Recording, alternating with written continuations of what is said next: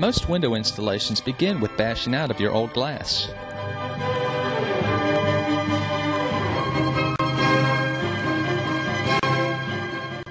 After the opening is cleared, the frame is installed.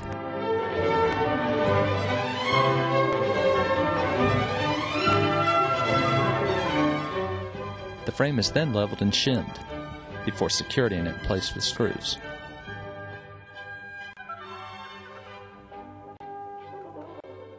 The tempered glass is then installed before weatherproofing.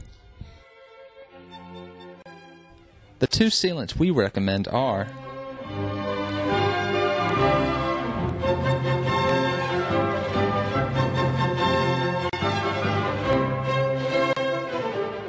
the silicone sealant is then added around the frame and covered over with molding for appearance purposes.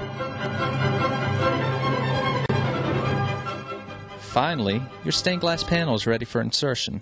Secure it in place, and you're done. It's that simple.